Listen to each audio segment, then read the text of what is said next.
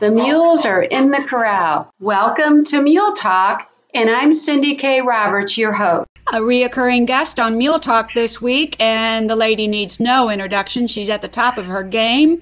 Meredith Hodges from Lucky 3 Ranch. Welcome back, Meredith. Well, thanks, Cindy. Good morning, and we're here again. All right, atta girl. Okay, now let's get to the meat of it. We're going to talk about West Point Academy and their mascot, which is the mule. So let's get started. All righty. Well, I want to get started by saying that, those of us who love mules know that they have been much maligned over the years, and people have misunderstood them. They didn't know what they were all about, and so they dubbed them with names, and called them stubborn as a mule, and it's really difficult to change that general way of thinking about them. Right. Even today, people are saying those things. Oh, yeah. They don't know why we're riding them or anything, and they just don't really get it. But, mules are so much more affectionate and personable than horses are when you develop a relationship with them. It's a give and take conversation. Sure. And not only that, they have a way of kind of shaping us up, if you will, humbling us when we're not acting like we maybe should. Right. And that's what, that's how my training program kind of evolved, was because I got tired of fighting with them and trying to be a leader and thinking of myself as the upper hand, in the whole relationship, when I really should have been thinking about it as we are equals, and we need to negotiate with each other to get the best result from both of us. And since I've done that, my mules have really, really just become amazing to me. They're my friends. They do not attack me. A long time ago, a trainer I knew told me that if I kept feeding treats to these mules, I was going to get mauled one day. But you were out here. You saw what happened. Right. They're all little soldiers. They all line up. They've got perfect manners. They don't push, they don't shove, and they don't even fight with each other now. And most of my mules are between the ages of 27 and 33 years old. And if they were going to mess you up, this would be the time to do it. Exactly. But I have learned to behave with them, and that was because of what my grandmother said when she told me, you got to begin with good posture, and you have to couple it with good manners. And I found that when I did that, they realized that I care about them as a whole, that I not only cared about them because I wanted to ride them, but I cared about how they felt in their general overall health and well-being. And that's why I structured my program the way that I did. But the other thing that came to be that I was thinking about when we decided to discuss West Point was the stories that my grandmother used to tell me about World War I and about World War II and going through the Depression and everything. And that kind of got me to thinking about, okay, well, I've moved from one thing to another as my mules have led me into these different places.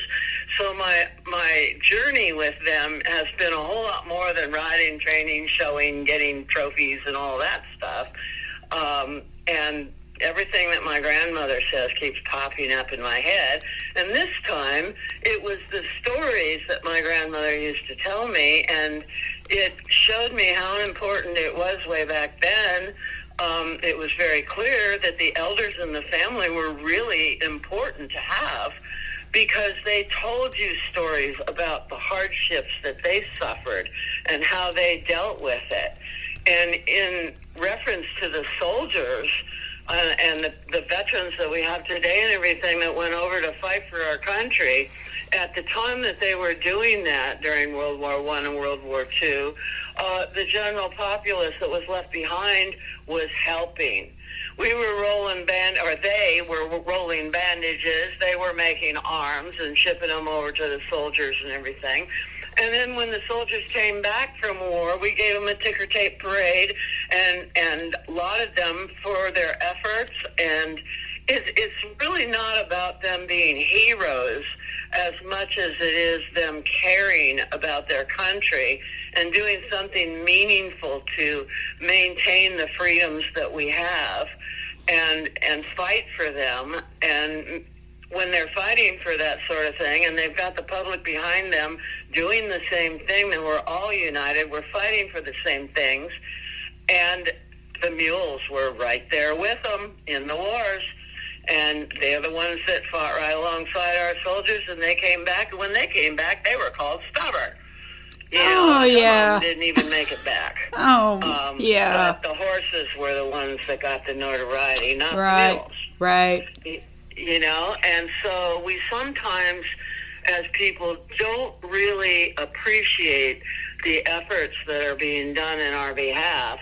And as big tech established all of these little toys that we're playing with now, people don't even know how to have a conversation face-to-face, a meaningful conversation face-to-face anymore, because most of them are doing it on their phone through text or whatever.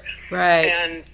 And this is why in my training program I do not take a cell phone into the arena with me. I made it this far without taking them on the trail rides or anything. Granted, they're probably good in an emergency, but I do believe they ought to be turned off until you need the phone. Just put it where you can grab it if you do get wrecked. Yeah. You know, but just using a little common sense about the whole thing. But I think we do need to not put so much emphasis on all of these what I call toys. And we need to keep our relationships with each other deep and meaningful. And that means that you have to have an interest in the other person, be willing to not put your point of view over on people so much, but maybe ask them about themselves, because you don't know what you're going to learn that will make your relationship better. And certainly the way the country was going way back then, you know, everybody was participating. People were united. They weren't nitpicking everything. Not only our soldiers, but our police force, our firefighters, the people in the hospitals that help people every day of their lives and their career. They don't do that because they like those jobs. They do that because that's their mission in life, and that's where their gifts have led them. And I think when you look upon it like that, then you're more interested in asking other people, what's going on with you? What do? You know, and learning things from them rather than pushing your own point of view on other people. And I think that works with mule training too. When you learn to negotiate, then things work out really, really well. The other thing that I learned with these mules, I was humbled so many times I couldn't even count the times, but I noticed that I was becoming a better person. I was more caring about other people, and I think that those of us who have mules have our own ego tempered by these guys, and that might be why our shows and why the people that have mules are so much nicer to be around. And unlike horse shows, if somebody forgot a bridle or something for a class, a mule person is more than willing to look in their tack room and pull one out and give it to the person that's competing against them. Because we're all in it together. And we're all maligned because we ride mules. Right, right. So it gives us this feeling of being united together, and we do have an interest in each other and each other's mules and our mules and what we're doing with them, and we want other people to like them. So we try to be good ambassadors when we go out in public and try to show people, you know, what we have found. And so that's why I didn't stay in showing so much when I quit showing in 2000, and I have been with Hearts and Horses Therapeutic Riding Program for 24 years now, and it was just a really small program when it started, but it's huge now. And we moved it from just taking care of disabled people to taking care of more than that. We realized that kids were getting in trouble on the streets and joining gangs and everything, and they just couldn't figure out how to be decent people and needed some direction. So we opened up an at-risk program for the kids. And then we found a lot of farmers were being overrun with developers and losing their farms and couldn't be on their farms anymore, and were being put in apartments and assisted living. And so we opened it up to elderly people to come out there, and they often had Alzheimer's or beginning dementia and whatever, but they just got a complete thrill out of coming out for our programs and being able to ride again. And the therapeutic value of an equine is way underrated. They are better therapists than anybody we could school in college or anything. They just have a sense about them. And when people are allowed to just interact with them, they just do amazing things for people, and they give them happiness that they would otherwise not have. And we found this true particularly with the veterans, who they have labeled with PTSD these days, but the veterans that we have that come out there and ride are doing so much better than any of them that are in other programs that do not involve equines.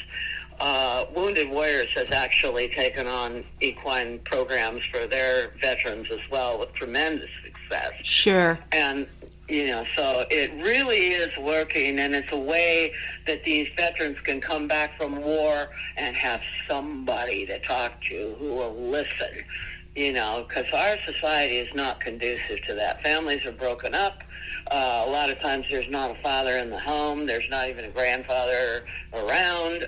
Male role models are really, really important. But when I began, actually this whole thing with West Point began when my graphics artist gave me a West Point t-shirt and a ball cap for my birthday this year. And I thought, wow, this is very timely. I'm sitting here sponsoring all of these veterans over at Hearts and Horses, and I've been talking to them for like 5 years, and they are all just wonderful, wonderful people. And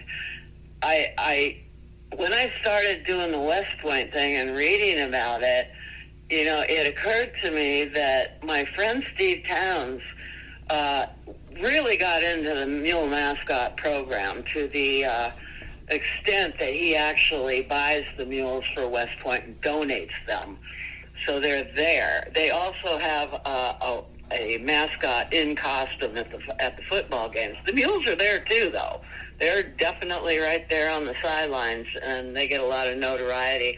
Although when we were digging up all the information about West Point and the games and everything, digging up the photographs and stories about the actual mules was really more difficult than I thought it would be. Really? Steve was a tremendous help, and he gave us a lot of things, to put in this display.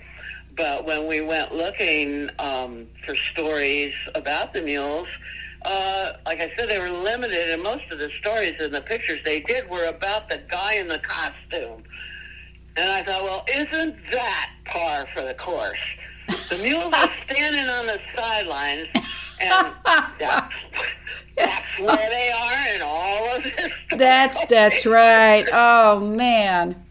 And I'm just like, okay, all right, we're going to do this, and we are going to make a display like no other. Good. And so we went and we really dug. We found out where every Army-Navy game has ever been played, and we contacted the press in all of those different cities and found out what stories they wrote.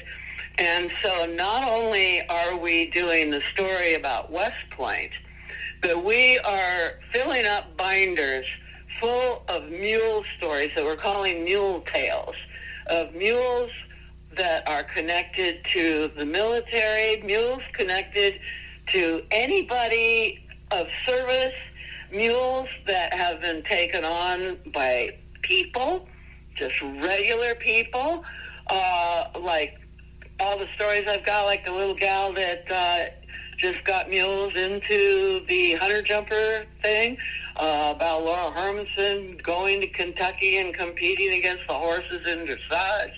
I want to tell the whole story at the West Point display of how mules have impacted people's character and how they have just come to be a part of everything in our modern society, even though they were phased out during the Industrial Revolution because they were no longer plowing the fields and doing all the work that the tractors do. Yeah.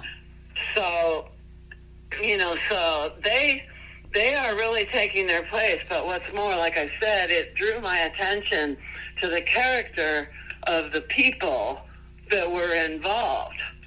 And these people, these cadets, and in other parts of the military are taught, it sounds like a very, very strict upbringing they have through boot camp and everything.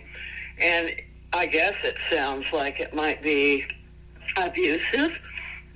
Well, if that's abusive, then I guess my grandmother was abusive. Oh. because right. she insisted that I behave. Oh. But I'm looking at this and I'm going, wow, this isn't all that bad. These people are learning how to be good, caring people. And what these soldiers learned from all of this, and I'm going to read you a little thing. I've been reading Johnny Joy Jones' book, Unbroken Bonds of Battle. And this is where, it's a great book. He describes the things that he learned in his growth as a human being through the military. And Johnny Joy Jones lost both his legs, but he's the most delightful human being you'll ever want to meet. He says, when you're in the military, and they're there for life, but he said when it was active, he said it wasn't really a job. There's a reason why we call those efforts we all undertake. In reality, it wasn't really a job, and there's a reason why we call those efforts we all undertake a mission. A job is a thing you do. A mission is a life you choose and the actions you undertake to ensure that lives and ways of life are preserved. You show up, you do your job, and you go above and beyond what's expected and what's needed. And isn't that what I'm doing with this mule? Oh, exactly. Very well said. Yes. I thought that was just amazing when I read that. And then he goes on to say that most importantly, we have to understand the hard work and sacrifice that's happening here at home every day while we're away, and especially when we get back. Americans work hard. They fight rains and winds to keep the power on. They stay up nights saving lives in ambulances. They run headstrong into burning buildings. They hold the hands of the dying, mourning, and desperate to comfort them. They work tirelessly to cure illnesses. They work thanklessly to deliver packages, teach children, cook food, and provide for their own families. We can't lose sight of the often benevolent yet fiercely fighting spirit that lives within each American. We have to remember that we aren't fighting for freedom alone. We're fighting so that these people, the American citizens we share a life with, experience freedoms fully. What good, after all, is a freedom without people to live it? Well said. Isn't it? Wow. And he says parents instill values in our young people and serve as the role models beyond the confines of their own homes out into the community.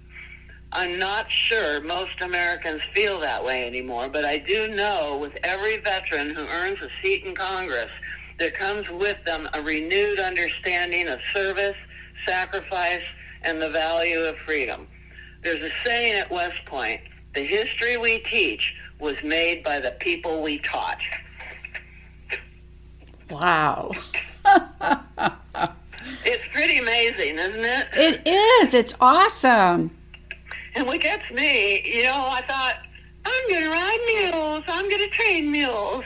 And my dad's going, you're never going to make a living that way, you know? Well, I might not be making a living, but I can honestly tell you, I think I'm becoming a better person.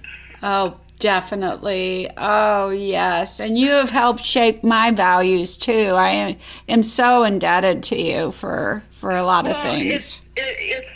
You're not really indebted, you know, because my success is seeing your success. And being able to share both our successes like this on this podcast is just amazing. Well, yeah. Okay. That's good. You know, we're both teaching other people the things that we learned. And ultimately, you know, when we learn these things, I think we both become happier people because of the fears that we faced, because of, you know, the undaunting criticism that comes when you're connected to a mule.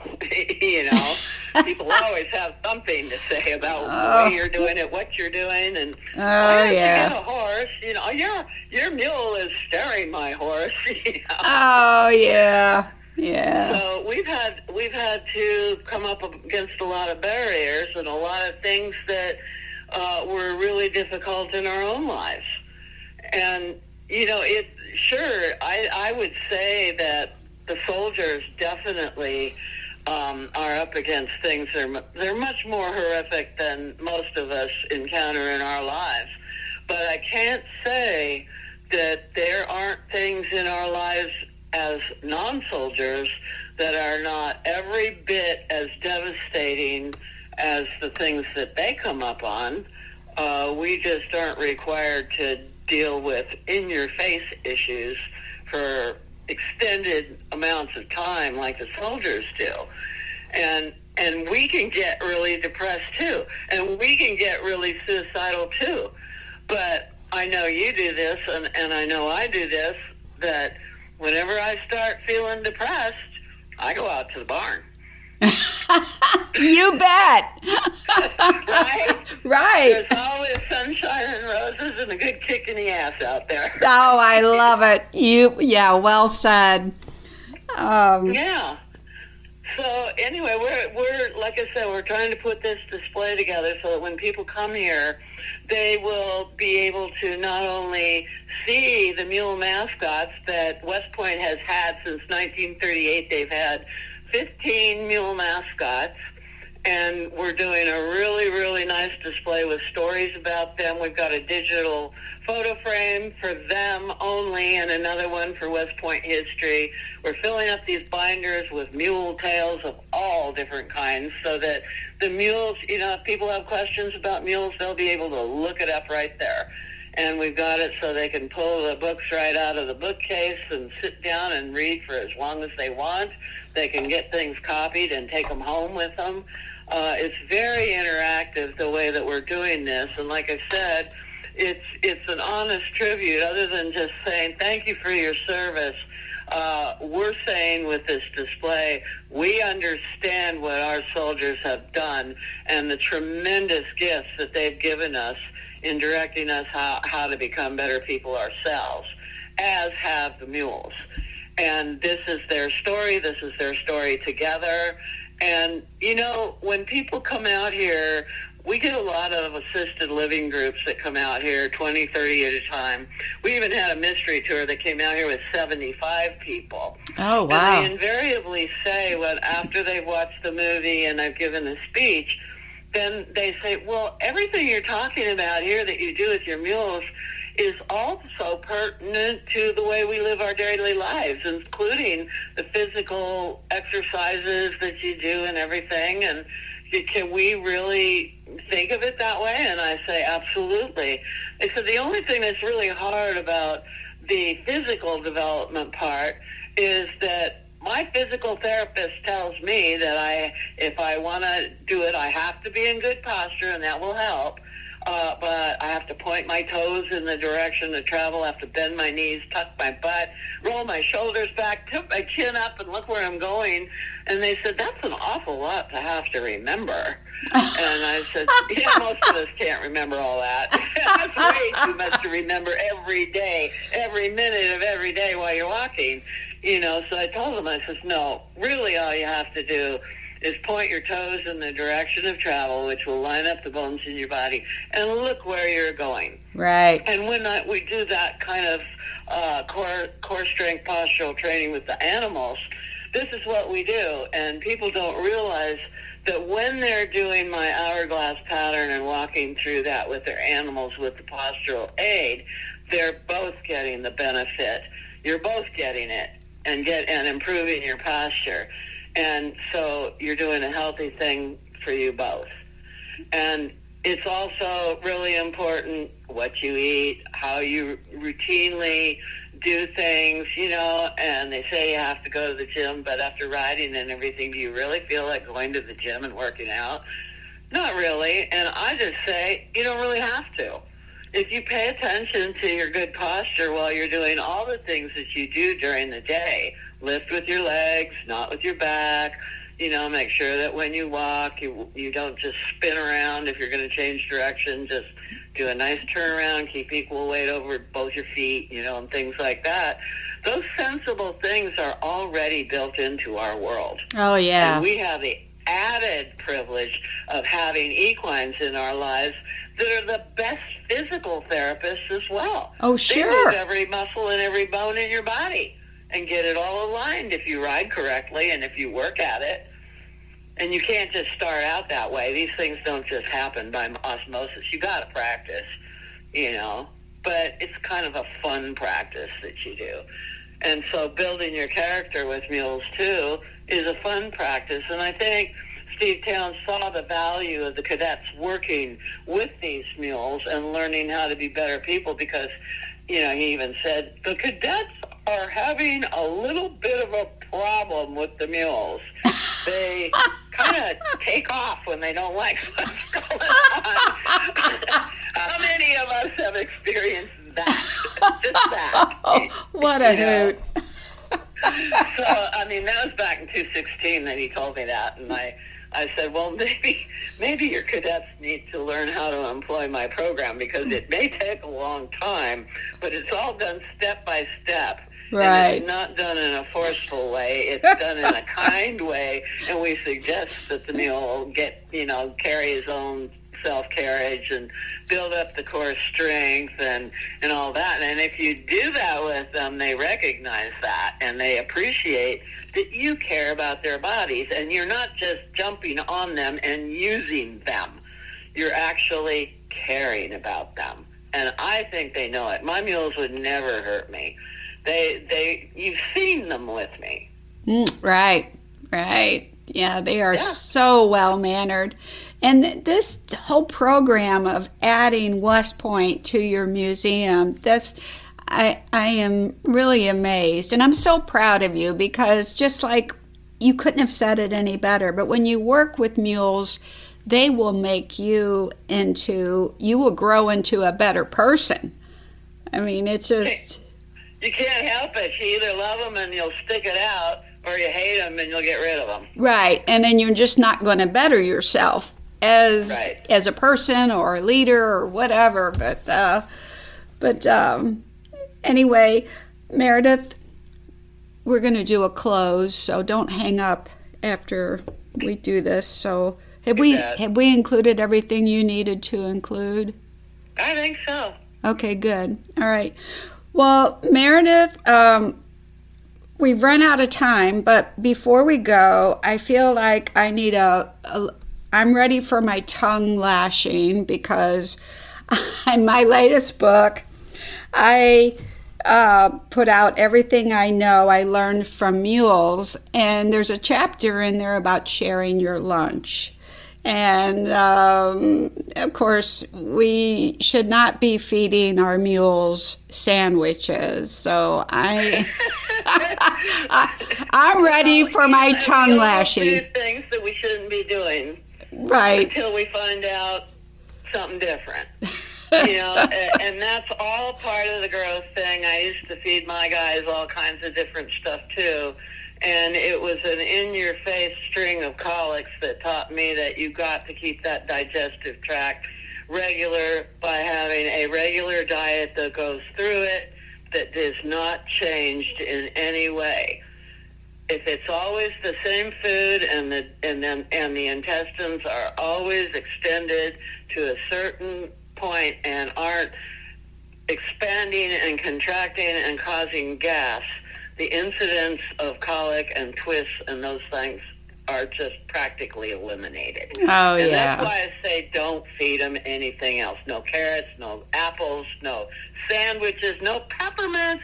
Peppermints have got a lot of acid in them, and they will create gas. And where there's gas in that intestine, there is the propensity for a twist.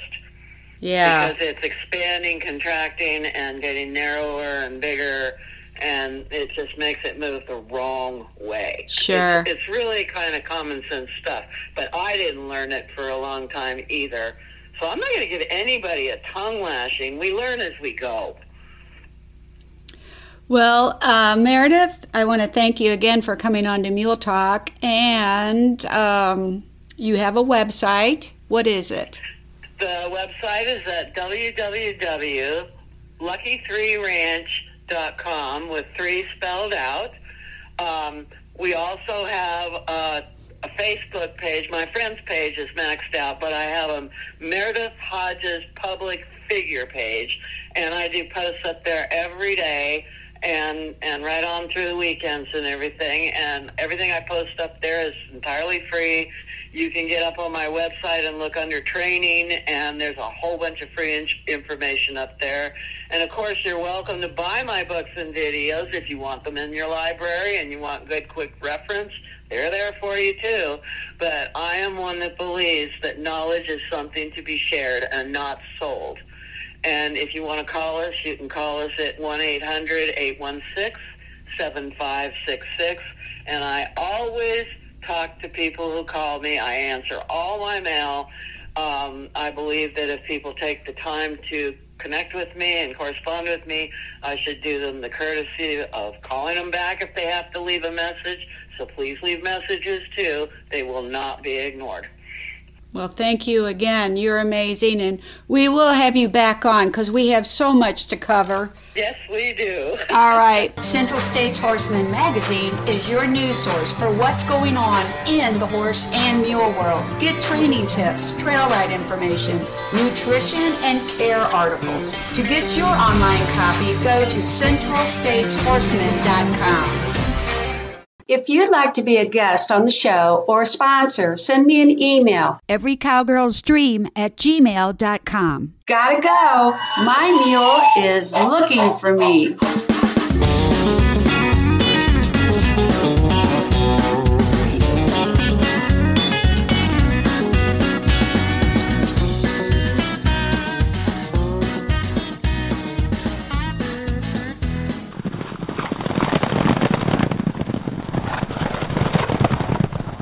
Mule Talk is an Every Cowgirl's Dream production.